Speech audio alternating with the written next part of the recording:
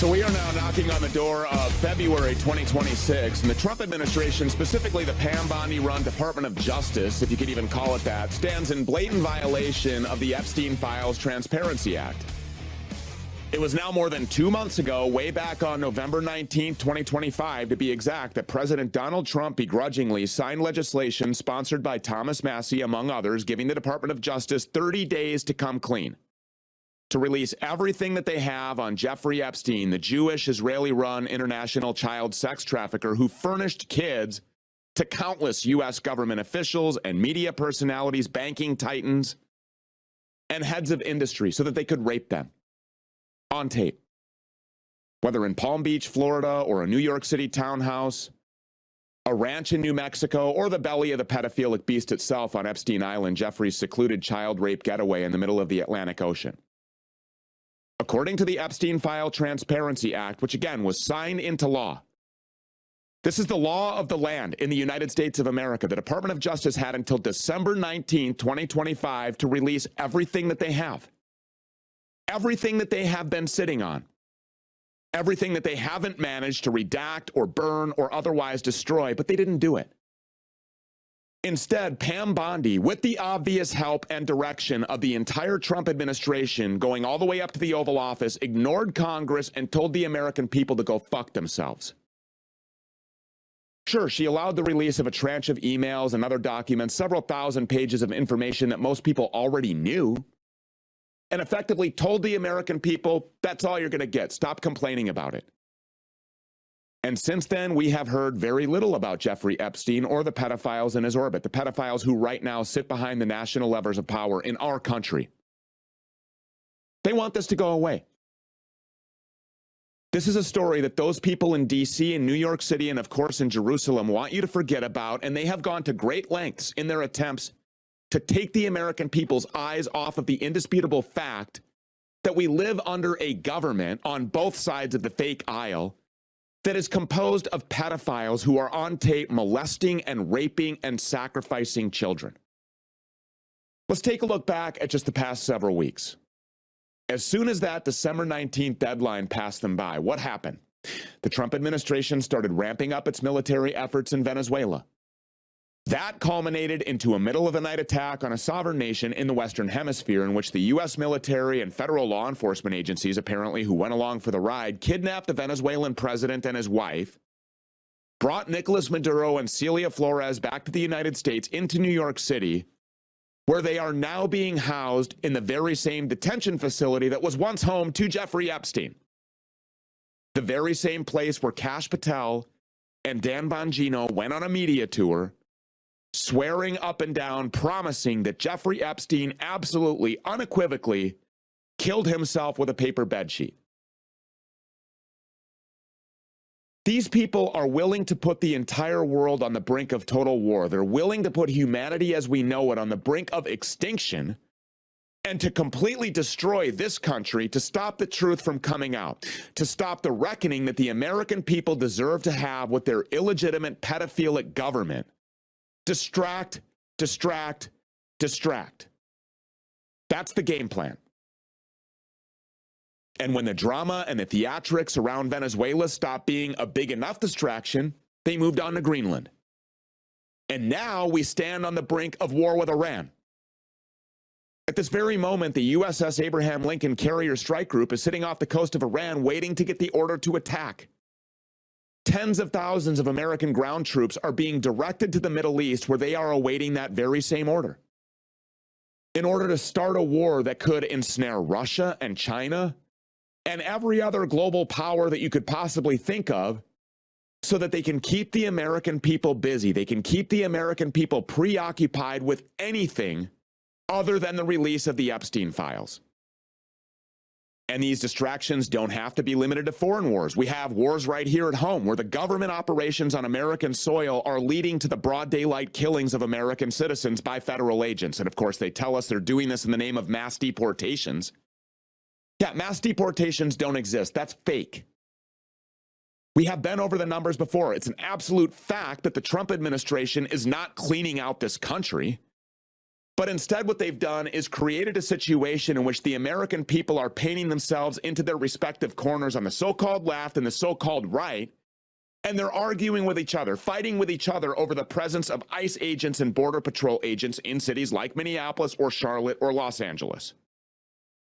What we're seeing play out right now in streets all over the place, not far here from the Stu Peters Network studios, is directly tied to the Epstein cover-up.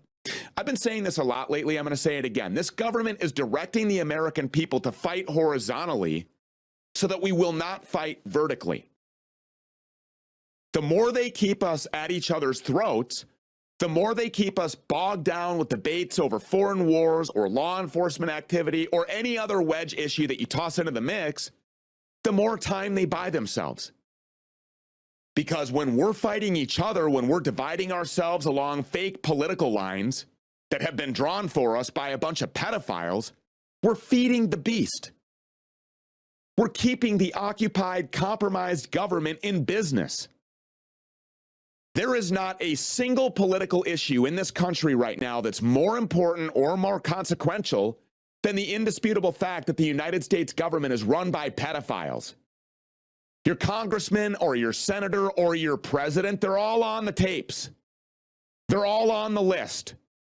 And if by some miracle they're not, then they have spent years protecting those who are, which guess what? Makes them a pedophile too. If you protect pedophiles, you are a pedophile.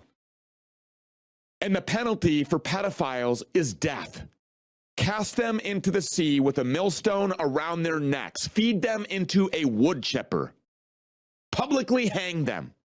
However you want to do it, that's the penalty that each and every one of these demons should face. After they stand trial, of course, for the things that they have done to children. And the greatest fear of this occupied government and the pedophiles pretending to control it is that if the American people are left to their own devices, if they don't have a constant crisis or a constant distraction being thrown in their faces by the mockingbird pedophile media, they might figure all of this out. And they might do something about it. Let's be real here. Even the release of these so-called Epstein files is a distraction in and of itself. The Department of Justice releases a few thousand pages. Everyone gets all excited. They start combing through them. They start arguing back and forth on the internet about who's implicated and who's not implicated. And then by and large, they completely fail to realize or they forget that they're only getting partial information. This is a game to these people. And now we're at the stage of the game where hundreds of members of Congress, after spending years under multiple presidential administrations protecting this information and protecting the names of the pedophiles in these files, are now pretending that they're interested in getting to the bottom of this. Well, in reality, they couldn't care less. Let's just think back to how this Epstein Files Transparency Act was passed in the first place. Thomas Massie began circulating a discharge petition seeking the signatures of members of Congress to force a vote in order to force the Trump administration to release the files that Donald Trump campaigned on releasing. And virtually every Democrat in Congress signed this petition. Meanwhile, Donald Trump told Republicans that if they signed on, they would be committing an egregious offense against the Trump administration. They would be labeled a traitor, and they would be rooted from office in the 2026 midterms. And once that discharge petition was rammed through, Donald Trump, with the help of Mike Johnson, the 4-foot-tall Speaker of the House, continued his obstruction campaign until he finally gave congressional Republicans his blessing and told them to vote for the release of the files as a political face-saving effort, knowing the entire time that his administration and his Department of Justice were going to refuse to cooperate, and that the likelihood of anyone in government doing anything about it was very low, if not zero. But that's not to say that the Democrats actually support the release of this information. Let's remember, Jeffrey Epstein burst into the public consciousness because of his association with the Bill Clinton administration. There was no release. There was no effort to release those files under Obama or under Joe Biden because they're all pedophiles, and both sides are working together to keep this information from the American public. They're all pedophiles. The Epstein files at this point are nothing more than a weapon of mutually assured destruction. It's a political football that gets tossed back and forth, but nobody ever scores a touchdown because nobody is supposed to. Because if they ever did, the American people might finally wake up and realize who these demons really are and do something about it. Like take back control of their own country. And the political class, they just can't have that. So they string us along, they distract us, they kill us, and they give themselves more power and more authority every step of the way. And look, I mentioned Kash Patel and Dan Bongino just a few moments ago. I think it's really important that we all remember that both of these grifters, these frauds, before heading into D.C. with Donald Trump, spent years on the Fox News channel, on the podcast circuit, in the case of Kash Patel, on this very show, although be it he doesn't remember that, claiming that they were going to go to save America and drain the swamp and, of course, release the Epstein files and get to the bottom of Jeffrey Epstein's supposed death in DOJ custody. But as soon as they got to D.C., they changed their tune. Remember this? You said Jeffrey Epstein committed suicide.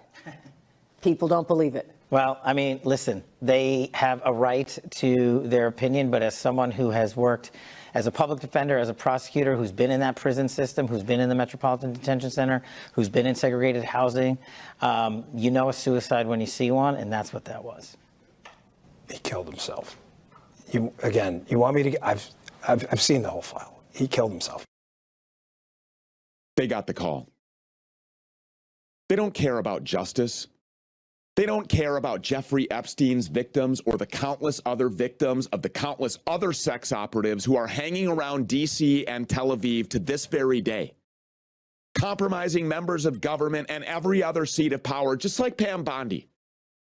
She went on Fox News and told the entire world that the Epstein client list was sitting on her desk, ready to be released at any moment, until all of a sudden it wasn't. Not only was it not released, but she told us that it never did exist. There was no blackmail. There were no victims. The entire thing was just overblown. That's Pam Bondi's explanation. The same Pam Bondi who was Attorney General of Florida who allowed Jeffrey Epstein to operate with impunity in her backyard.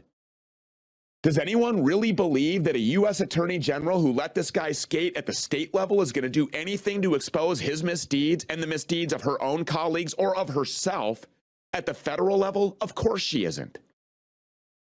The Trump administration is full of Epstein associates, including Trump himself. The guy who loves to complain about how Epstein stole his girls from Mar-a-Lago. The guy who's on record buying a fully depreciated young woman from Jeffrey Epstein. That's the so-called president of the United States, the commander-in-chief of pedophilia.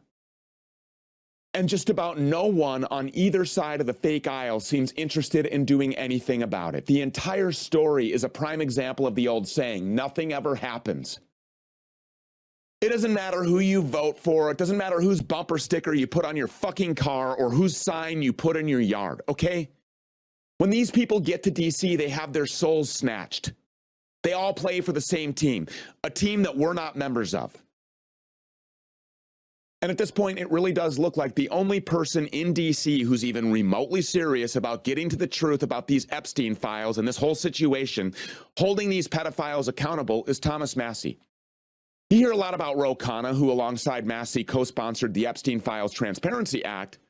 But when the Stu Peters network caught up with Ro Khanna in D.C., he was aghast at the idea of even sending anyone to prison over this. Watch. Members of Congress arrested for this, sir? Arrested? Yeah, for molesting and raping and trafficking children with Jeffrey Epstein. Any active members of Congress who may, or the government I don't in general, know if any of that. who appear on this list. Should they be? If members of our government are on this list, should they be thrown in prison, sir? And if these people were trafficking children, they should be thrown in prison like anyone else, correct? Now, at this moment, officially, Ro Khanna, in addition to Thomas Massie, is in support of holding Pam Bondi in contempt of Congress or potentially impeaching her for her planned and deliberate failure to comply with the Epstein Files Transparency Act. But even if that happens, it's just more WWE. She'll just be replaced by another pedophile protector. That's how this works. There's only one solution here.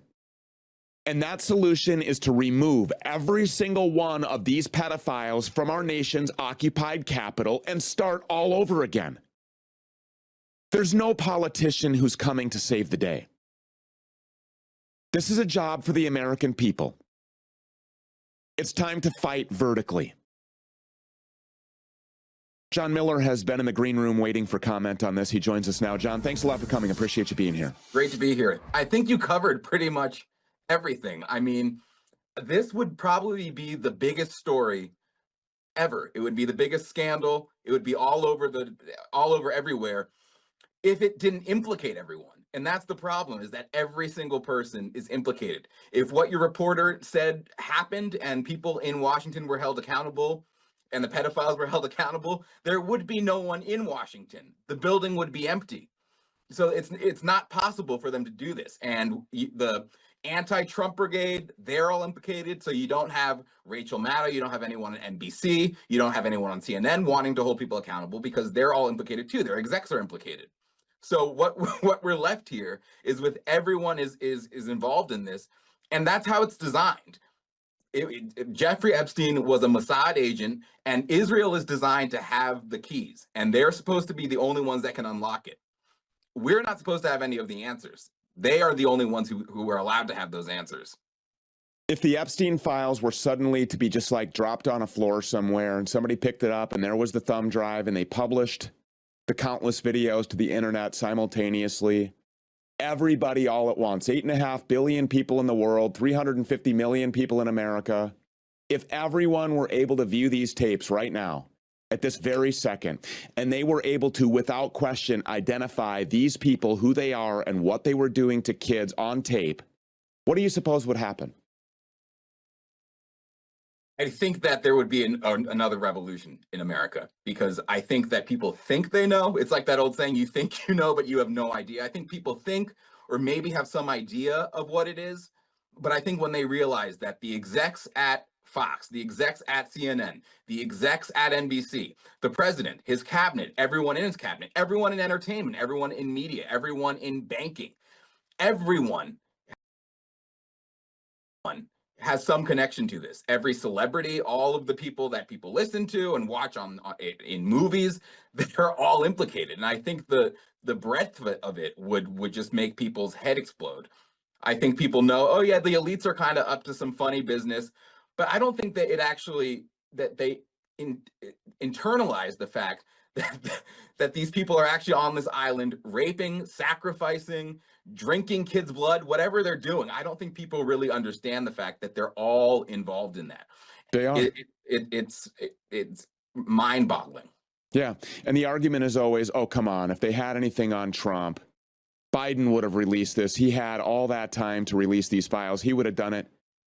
We saw Biden, not on Epstein tapes, but just at rallies, just at events, sexually groping kids on camera in front of major broadcast network cameras, cable broadcast network cameras, all over the internet, groping them, smelling their hair, saying awkward and weird things to them, talking about stories about his bare legs. I mean, he's a pedophile. The guy is a pedophile. Nobody's going to release these. Nobody's going to voluntarily release these files, and they just keep telling the American public they're on our desk. We're going to release them. Trump campaigned. This was a critical campaign promise that he made to the American people. And I warned people that all of this was fake, but I digress. He said that this is what he was campaigning. All of the Q nonsense. It was all about pedophiles. It was all about exposing all of these pedophiles. And now that it's not happening, you still have people who are just undyingly, I mean, they can't be shook away from their support for Donald Trump. And by all intents and purposes, when you weigh all of the circumstantial evidence, it looks like this guy very likely is on tape fucking kids. Can you reconcile that? Can you make any sense of that for our audience? No, I have the pleasure of trying to do that for your audience. I have no idea how to do that. I wouldn't even know where to begin on how to do that, because it seems like you, me, a couple of other people, a lot of people on our side of the aisle are outraged by this, but that's pretty much it. You have a few journalists on Substack who are trying to at least ring the bell and say, hey, is anyone going to talk about this? But that's it. That's really it. And I think that's the way it's designed. And like you said, the way it's designed is Trump can't release the tapes, because if Trump releases it, he's implicated. Biden's not going to do it because he's implicated. Obama's not going to do it because he's implicated. Everyone is. And so it is mutually assured destruction, which is what Israel wants. There's some people who say the biggest part of this story is learning that Jeffrey Epstein, Nick Fuentes, said that Jeffrey Epstein being an agent of Israel or an agent of Mossad, that's the biggest part of this. I disagree with that. I think that the biggest part of this story is the human aspect of it, because I think that no matter what your political ideology is or what side of the fake aisle you live on, you know, even what your spiritual identity is, whether you're a Christian or a Muslim or a Buddhist or whatever, that the human aspect of this far outweighs the political implications here. Because I think that the human aspect of this delegitimizes the political apparatus, the machine as a whole. Nobody believes or cares about the left versus right wedge issues that are very much intentionally placed into our society to keep us at each other's throats and argue about, like I said in the intro monologue. It's to keep us at each other's throats. I think nobody gives a shit about any of that if they see who's on these tapes and doing what. Do you agree, disagree? I'll take the third position, which is that that's exactly how it's designed. It's supposed to be both aspects working in tandem together, so that you have this horrid humanitarian aspect, this human element, the human story, the atrocities that they're committing, and then the political, and it being used as a political bludgeon against us, so that no one's able to operate, and everyone is kind of has blood on their hands, and everyone's able to just kind of, they're not able to release them because they're all implicated with it. But I think you wouldn't be able to have that political element of it without the fact that what they're doing is in fact not just embarrassing, but horrid and shameful and just unimaginable. Do you think that the whole thing completely crumbles and falls down? Do you think, I mean, the government just totally burns? Americans, everybody in every country where they find one of these people that's on those tapes, do you think that they're like physically dragged out? Do you think that, I mean, that it's going to get bloody? I feel like if these tapes dropped today, it would be really violent, really bloody, and that you would have contingents of Americans in our country, you would have contingents of Americans armed and marching on these places to physically remove these people and put them before a tribunal of American citizens and effect the death penalty on them. I really think that would happen. Do you agree? Well, it would have to be Americans who do it, because the highest levels of law enforcement are not doing anything. It doesn't get higher than the DOJ, the FBI.